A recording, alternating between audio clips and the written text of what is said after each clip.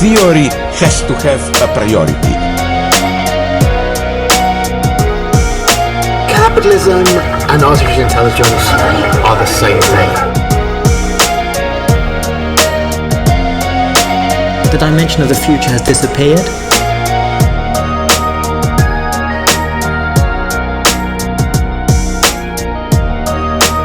There is absolutely no representation anymore.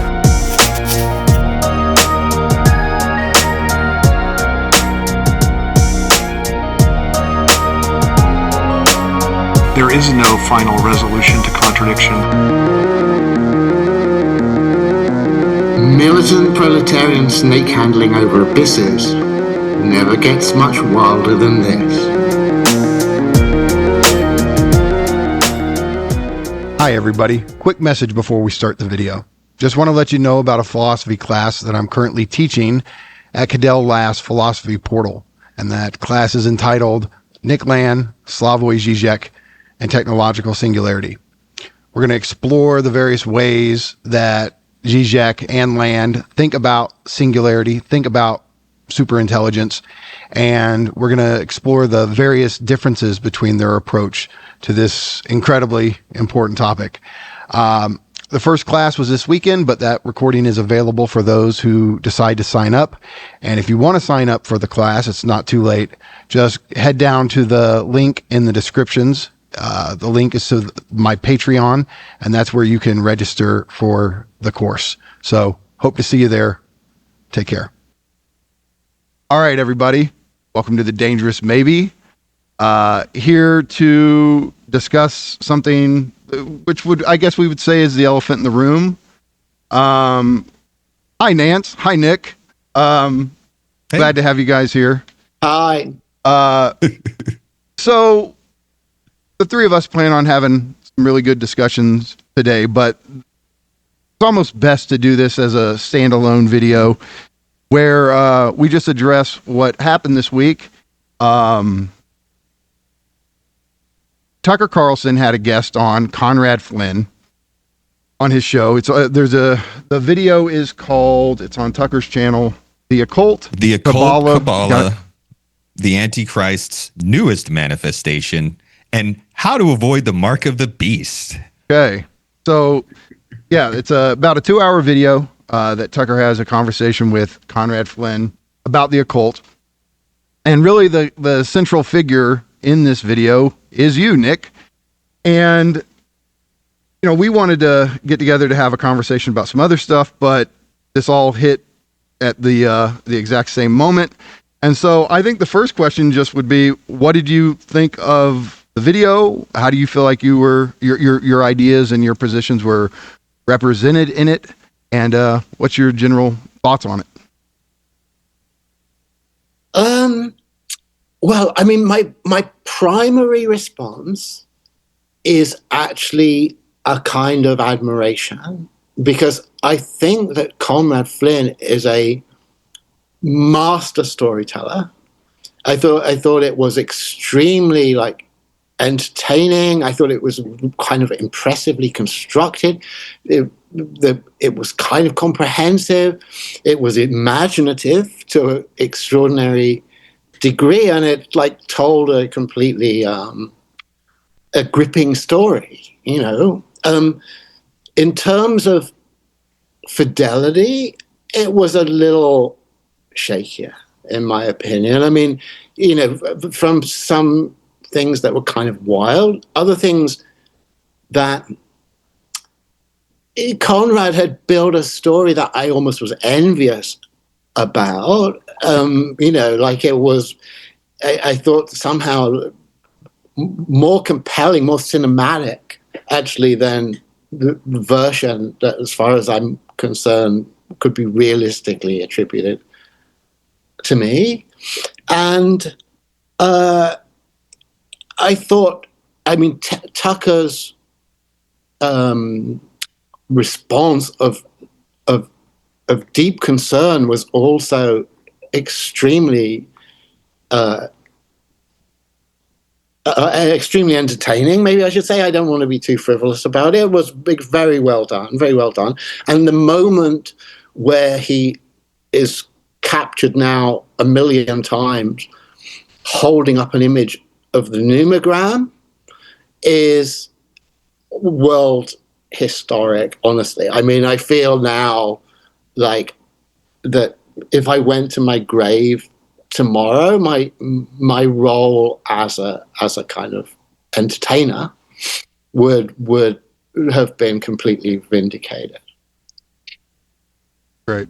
I mean, yeah. So in the course of their discussion, they talk about you. They talk about the Numogram. Yeah, he famously, now it's already famous. He holds up an image of the Numogram, and Conrad mentions this video that the three of us did on the Numogram, and he says some interesting things about it. And so I'm curious, do you feel like there's anything that he said that you were like, man, I really want to, that I would like to be clarified, or that was wrong, or anything about, as far as, because they say a lot of things. They say, like, they suggest that you believe that the lemurs are almost like spiritual entities that want to have us build robot bodies for them.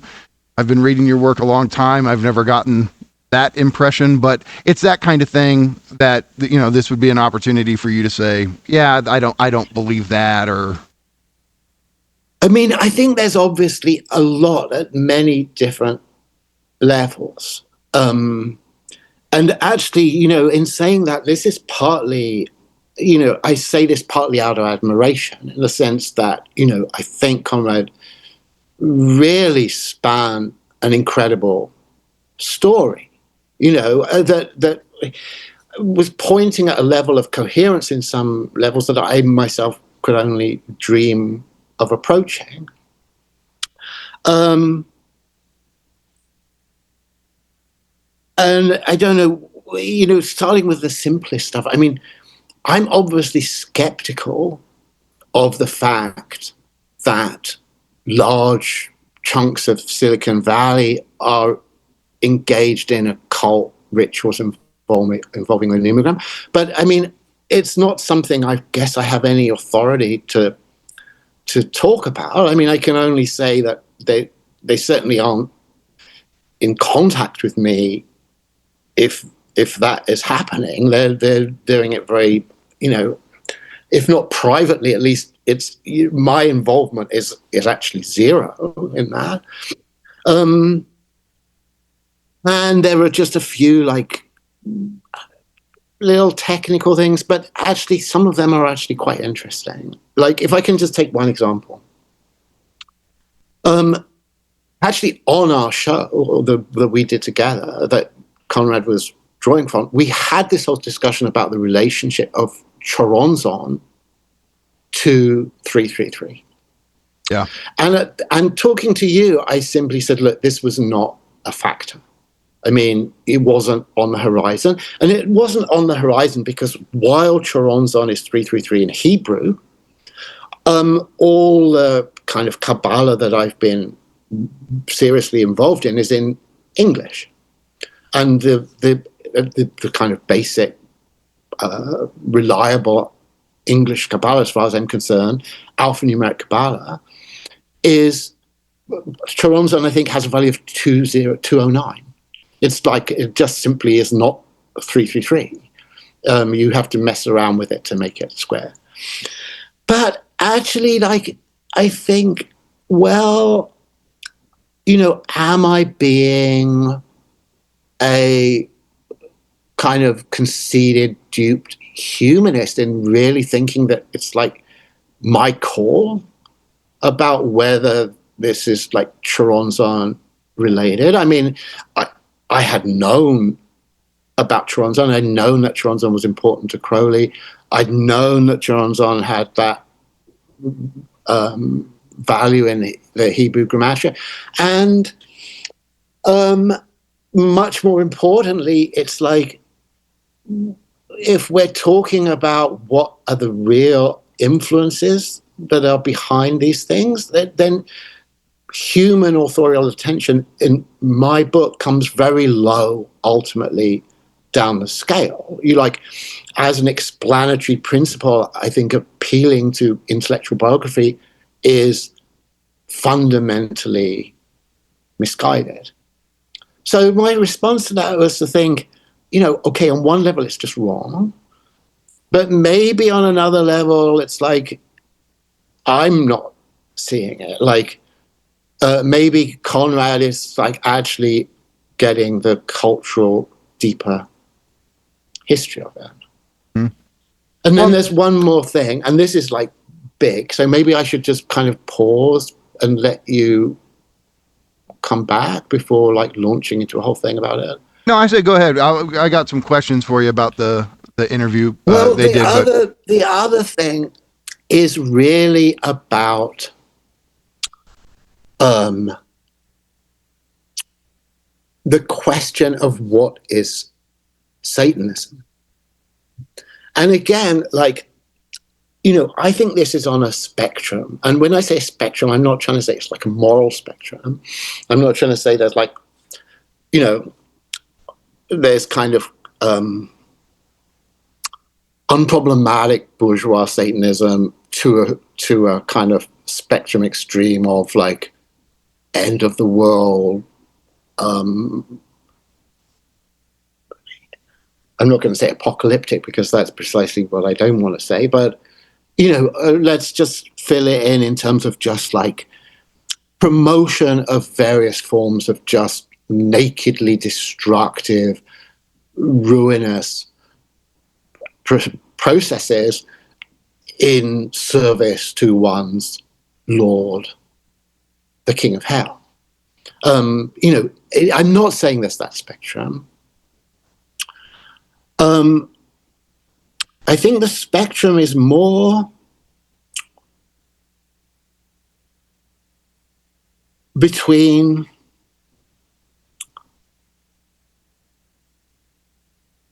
I'm sorry, I'm slightly losing myself here. What I'm trying to say is this: that there's a really interesting question of the relation or the role of the figure of Satan, Satanism, in the religious tradition generally, and I think intensified in the Protestant tradition.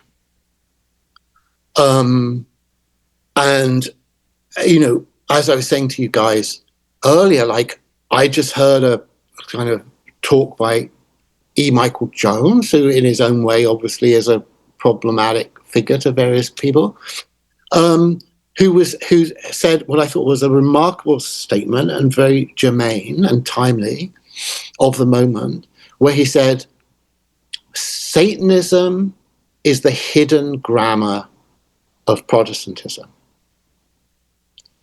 And the thing is, I don't think that that's simply a stupid thing to say. I don't, in fact, think it's a stupid thing to say at all. It's an interesting thing to say. I mean, he was saying that all the founding fathers were steeped in the English Protestant literary tradition and its ultra-Protestant, ultra-literary tradition exemplified by John Milton. And that they, at some level, I mean, he didn't sort of go microscopic on this, on some level, they had found the rhetoric of Satan in Paradise Lost persuasive. And particularly the line they focused on, better to reign in hell than serve in heaven, was, he took to be the epitome of this. And this led him then to the claim. And whatever you think of that, like you can think it's wrong, you can disagree with it, you can obviously defend Protestantism, or you can denounce Protestantism, or, there's innumerable other positions, non-Christian positions you can take. But I don't think anyone can say that's not an important cultural claim to make. I think it is a deeply important claim to make. And it's because the whole theology of Satan is actually really complicated. It gets to the heart of the theological complexities of our religious tradition. It gets to the heart of questions about the relationship of liberty and necessity. It gets to the heart of the question about what is providence. And, when I was talking to Alexander Dugin yesterday, I quoted Faust, where Faust asks Mephistopheles, "Who are you?" And Mephistopheles replies, "I am a part of that force that always wills evil and always does good." And I think it's a superbly interesting quote. And I was actually using it in this context to discuss liberalism. I quoted a piece of Adam Smith's Wealth of Nations, where he says, none of the people engaged in economic activity are trying to do the public good, but they do it in fact, historically, they do it in the end because of the invisible hand. And the invisible hand is obviously divine providence. And that's what we're talking about, divine providence. And divine providence is that thing which makes of whatever seems luciferic, satanic decision into a part of providential history, and therefore ultimately as part of divine purpose in the most kind of sacred way that you could conceivably, as the most kind of devoted adherent to our religious tradition imaginable. You could not have a more exalted notion of providence as that in which the forces of evil are themselves fundamentally enveloped and directed by divine purpose. And I think if you don't do that, if you don't have that position, you are a Manichaean heretic. If you think that Satan is an independent force of comparable power to God, Satan's own delusion, according to John Milton, is exactly this: to imagine that he could comparably be in the position of the Manichaean antagonist of God, an alternative possible ruler of heaven. If you don't have the Manichaean heresy, then you have to think that the Luciferic is providentially enveloped. And if the Luciferic is providentially enveloped, then surely this question about Protestantism, Satanism, our religious tradition is complicated. It's really not just about whose side are you on. If you say whose side are you on, well, okay, if it's Manichaean, I'll be on God's side rather than the devil's side. If I'm going to be punk, I'll be on the devil's side rather than God's side. But if you're not in the Manichaean heresy, you're on the side of divine purpose. You're on the side of providence. And if you're on the side of providence, well, what does that mean about your relation to all of this? So that's my, I think, more substantial issue with what was going on in that podcast. I've told you I was raised a Baptist, and one of the sayings was, God gets the honor and glory out of all things. And so I kind of feel like that's what you're getting at there. So, look, but they did, how does it feel? Nick Land is essentially the Timothy Leary of the 90s and 2000s. He's the Velvet Underground or Brian Eno of philosophers. No hits, incredibly influential. No, I have no specific response to that. Okay. One of the things that I was impressed with what Conrad Flynn was doing, is that all the people he was talking about, to a limited degree, Timothy Leary, but more and more for him too, John Lilly, and to, again, and in not a huge extent, but not insignificantly, Kenneth Grant. All these people are people who I definitely have found extremely interesting influences at various phases. I mean, none of these people I think were wheeled in randomly. I mean, I might be forgetting some, but my general impression was, yeah, like that's true. That is really interesting.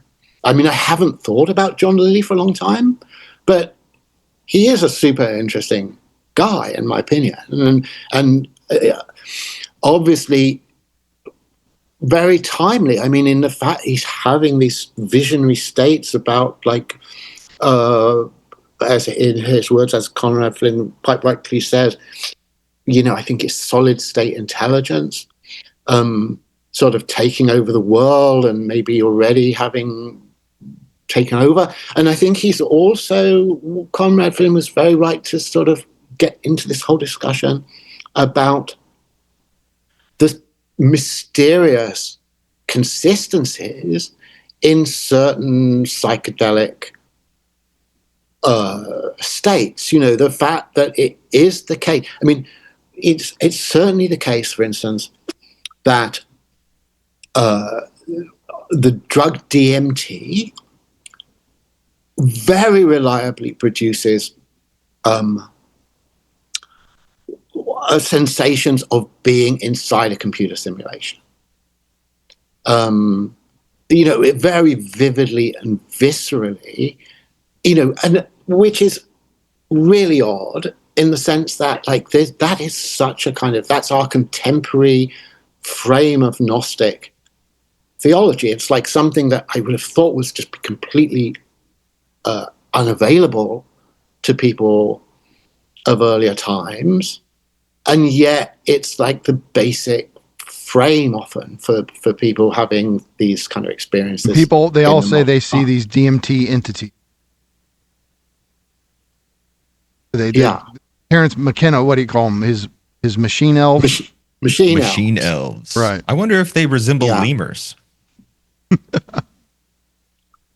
Yeah, see, like, and that's, so I guess, because there's a couple things real quick I want to ask you about it. And so one of the things that they talk about is by their fruits you shall know them. And they say basically anybody who gets into the occult ends up dying in poverty, squalor, alienation, suffering, etc. Childless.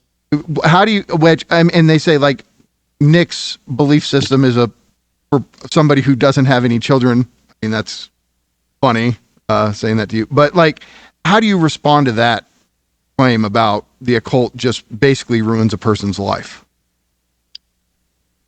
Well, I mean, I guess my position would be nuanced in the sense that, like, I'm sure, like, statistically, a lot of people get into trouble. On the other hand, I think the narrative that everyone who touches this stuff is just doomed to a squalid early death probably is not a sustainable position either. So, yeah, I think it's probably overstated, but I'm not going to say it's like there's nothing to it either. Okay, what do you think? Since so much of your work at one point focused on blockchain, what do you think of this thing? The mark of the beast will be the blockchain. Yeah, no, that actually was the one moment that I think maybe Conrad Flynn could be said, oh, look, you missed this lurid episode that would have been very consistent with his narrative, like, also, like, a Bitcoin freak, you know, like, once again under the sway of the great beast of apocalypse.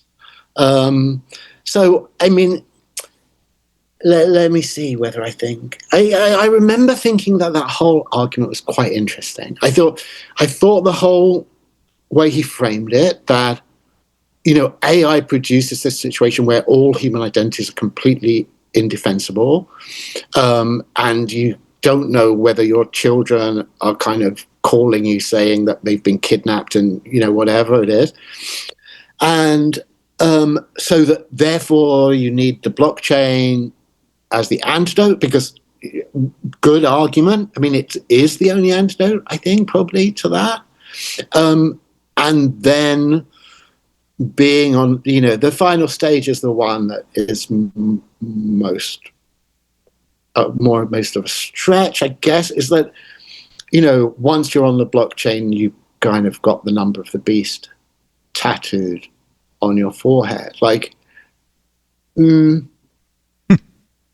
I mean, because obviously, as you know, like I have a huge amount of time for this technology. I think it's really important. I think it's like a key liberal technology. And so I think we just return to this really, I think, essential and important discussion that I hope in some places can happen in a way that's like productive and engaged and not just like slurring each other, about the relationship of liberalism to, I guess, Luciferianism. Like everyone quotes Samuel Johnson. The first wig was the devil. And, and also a lot recently I've had people quoting Blake, including myself, about Milton saying he was of the devil's party without knowing it. And these are not uninteresting things to say. I mean, it's just that they are complicated and interesting. They're not like knockdown things. I think there's a tendency on the right, for instance, to just smugly quote Samuel Johnson. The first wig was the devil. We all know we hate the wigs. They were based. And it's more interesting than that. It's much more interesting than that. It's like there's something really interesting going on there. And for all his problems, I think E. Michael Jones realizes there's more going on like that. I think, liberalism and Protestantism are like a double helix. They're completely inextricable. And from the point of Catholic traditionalism, that double helix is problematically luciferic by essence. And I think we should have that conversation in an interesting way. And Samuel Johnson is having that conversation. And from the other side, Blake is having that conversation. And it's like, it's not that there's not something interesting there at all.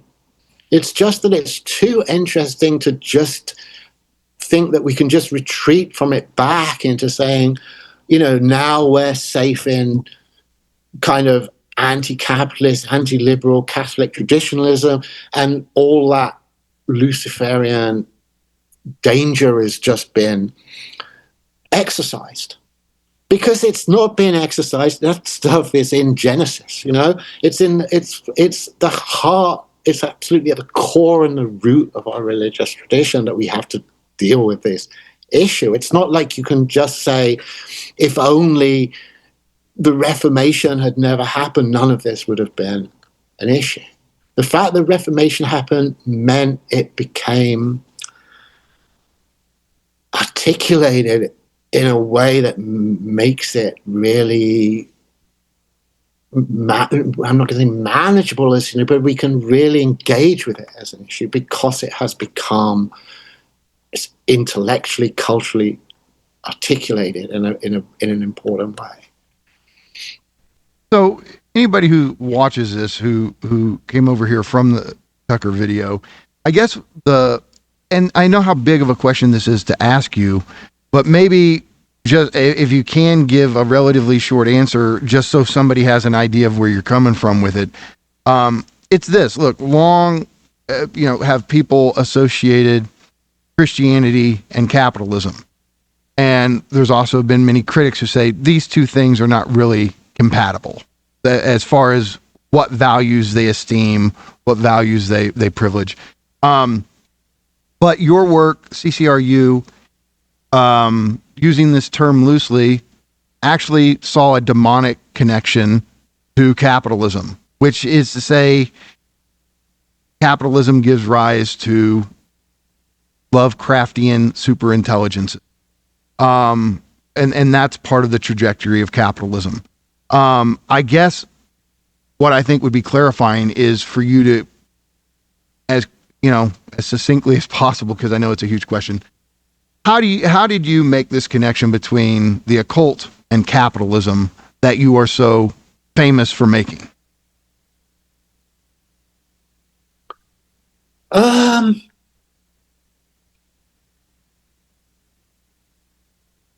Okay, I mean, my long pause is because this is a kind of mnemonic question, really. Like it's posed as a memory question, and so how did that connection? Or maybe it's easier to just say, how do you now even? What's the core understanding you have of why you have to think the occult in terms of capitalism and capitalism in terms of the occult? I would say now. And I trust this, obviously. I mean, that's why I'm saying now, because I trust it a lot more. I think it's a lot more solid and coherent and historically meticulous. Would be deeply drawing on the work of Frances Yates. She has this, I think, astoundingly important trilogy of books that starts with Italian Hermeticism as basically, the book says it's about Giordano Bruno, and it ends up being about Giordano Bruno, but it's about the whole of Italian Hermeticism, and therefore the origins of Hermeticism as such, and the origins of Western occultism, actually. And it goes through what she calls the Rosicrucian Enlightenment. And there's many, many very interesting things about that. But like the one thing that I think is spectacularly interesting about it is that the Rosicrucian, the Rosy Cross, is just the cross of St. George. I mean, there's other aspects to that word, but it's like, the actual emblem of the English is this occult symbol. And her trilogy, the final volume, is about the English, John Dee, the Elizabethan age. It's extremely interesting. She's got many, many interesting things to say about English literature, about Shakespeare, about Christopher Marlowe. And yeah, to me, she basically produced the spine of the historical narrative is brilliantly put together by Frances Yates. And obviously this is the same thing. I mean, on your question, it's like the origin of capitalism, the origin of this tradition that she's drawing, it's the same. It follows the same geographical path. It's got the same historical origin. It's like they're absolutely joined at the hip. And, it ends up in England in the same way that the birth of modern industrial capitalism begins in England, and it passes through the Reformation. It obviously starts in the city-states of the Italian Renaissance. They're putting together mercantile capitalism and integrating the modern numerals and modern bookkeeping and modern banking. So I just think it's one story, and I just don't see how anyone could read this history and really see it as a kind of historical question about whether it's not that these two things are related, but they just are the same. So yeah, that's really my answer now. Okay. Well, I mean, I think we've addressed the elephant in the room. Nance, what are you thinking about this particular question? Well, yeah, it's just a kind of a bizarre thing. I mean, was not expecting to see you be the subject of a conversation on Tucker Carlson's channel. I certainly was not expecting to see him hold up the Numogram. So yeah, that's a very, it was very unique and kind of very surprising to see this happen. But no, like Nance, what are you thinking? I think it is undeniable that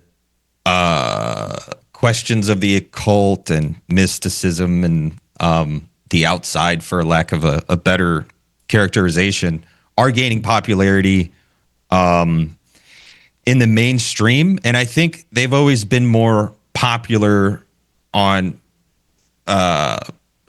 what people would recognize as the left. Like, even though that may sound counterintuitive to people now, where we talk about like the loonies on the internet with all their conspiracy theories, they're usually coded right. But in the history, at least of our lifetimes, I think questions of the outside have been more common to the left, because the right has a built-in answer to that, and that's Christianity, or that's some kind of traditional spiritualism. But it's becoming more and more popular, I think, for people to question these narratives, and they're turning to drugs like DMT and these other psychedelics. And I've done a lot of drugs, but I've never done DMT, and I don't do drugs and haven't for near a decade. But there are a lot of people who are turning to substances, and they're turning to Kundalini, and they're turning to really kind of I think it's an implicit eschatology, because people are dissatisfied with the what's outside their door, and they're kind of inundated with the fantasy of the internet, and so they're doing this like thing where they're trying to justify their own situatedness, where their daily life feels so empty. So there has to be something else. There has to be something more. And so they're turning to drugs or mysticism, or spiritual practices or whatever. But it is shocking to see Tucker Carlson entertain something. I don't know. That's where I stop. Like I go and I rationalize it. I'm like, yeah, it all makes sense. It all makes sense. It all makes sense. But then we come up to Tucker Carlson, who I think is pretty mainstream, just kind of having a laugh, because I think he couldn't cope with the idea, or the ideas that Conrad was aiming at, but I think missing. But I think we're going to see a lot more. I mean, there's all the narrative that people talk about with Peter Thiel. Like, everyone is obsessed with, is Peter Thiel the Antichrist? Is he not? Like, there's a craving for meaning, because the world as such doesn't provide that meaning anymore. So I think it could actually be a good thing that people are searching for meaning outside of just the commodity object and outside of just pure consumption. But I also think it could be a potentially dangerous thing if we have a lot of clever charlatans, misleading the eager masses on the internet. So I guess don't search for meaning on the internet, people. Search for meaning in embodied communities in real life, But it just feels so postmodern to have Tucker Carlson holding up the picture of the Numogram. I'd say postmodern. I mean, it's like, yes. To me, it's like new. It's like it's not just postmodern. I mean, holding up a copy of Baudrillard or something, I mean, that wouldn't be the same. I mean, this is about a return of a sensibility that I think lots of people thought was just gone, which is kind of intense religious sensibility. And, the fact that being attacked by demons is something like we can talk about, which not long ago that would be thought that this was something that like belonged in the late Middle Ages, in some particularly benighted village in the late Middle Ages. And instead it's like, it's like one of the biggest like media platforms on earth has it, like just right there in the studio. And that's something big happening. One term I've heard recently, and I've heard it a few times over the last couple of years, but it's picking up steam, is like peasant brain. Like, a lot more people are returning to this kind of peasant subjectivity where you don't explain the, collective hysteria with an ergot outbreak or like with toxic wheat. You explain it with demons. Like back in the Dark Ages, demons were very much alive in the world and they were a material force. And now we interpret that as, there was toxins in the wheat, or there was, a mushroom somehow got into the vegetables or whatever. So and I don't like that characterization saying peasant brained, but again, it speaks to this resurgence of re-enchantment. I love Weber and Benjamin. No, exactly. It's people are craving a re-enchantment. I mean, the question was maybe what about if somebody could easily say, okay, everything that we're hearing about it's always about the demonic. Where are the angels in all this?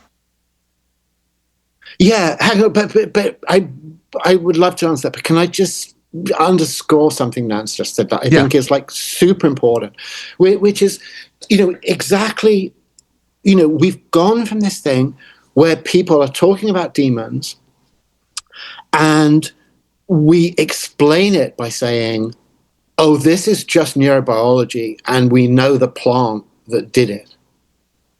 And we've gone now to this stage which is like, oh, we know people are taking that plant, but really it's demons.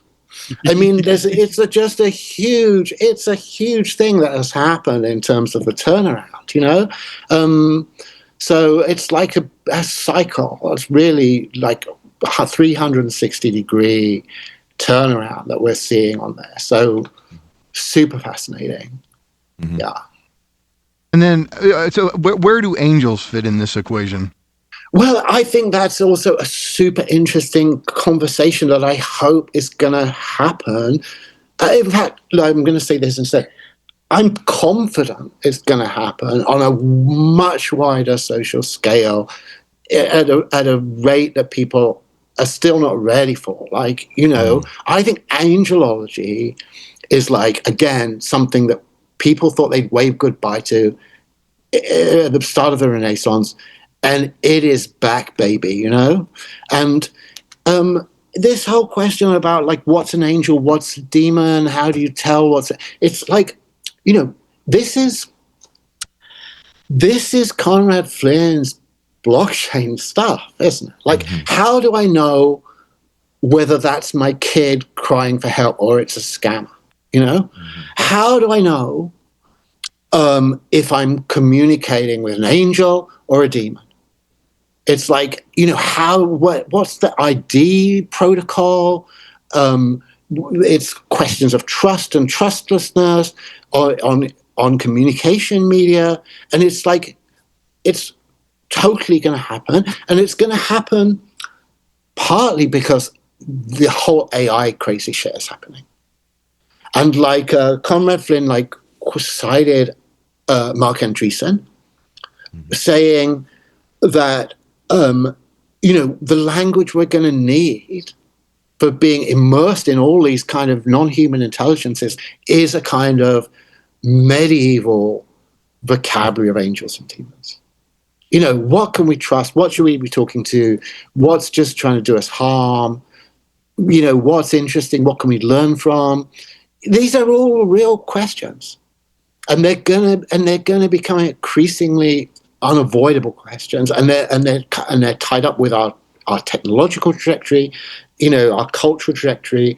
It's just going to get bigger and bigger and bigger, faster and faster and faster. And I hope that people can talk about it in a way that isn't just hysterical. You know what I mean? I mean, I just think witch burning isn't the answer to this shit. It was never the answer. And you can think someone's really lost in a bad way, and still witch burning isn't the right answer for that. You should treat it as an important, interesting question. And if you're dealing with it right, and if you've got the right answers, and if you can respond in an interesting way to it, then that's the way to go.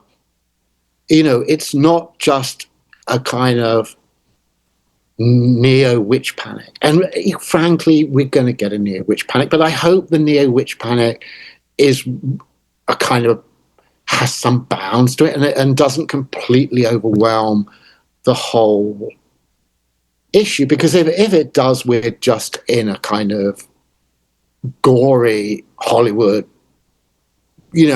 horror scenario, and not dealing with things at all. Okay. I think that's a good place to stop this. And, definitely we had to address the elephant in the room, but, hi Tucker. Hi Conrad. It's been fun. So anyway, thanks for doing this, Nick. And we'll see you soon for more of what we like to discuss on this channel. So, all right. Cool. Thanks for being here.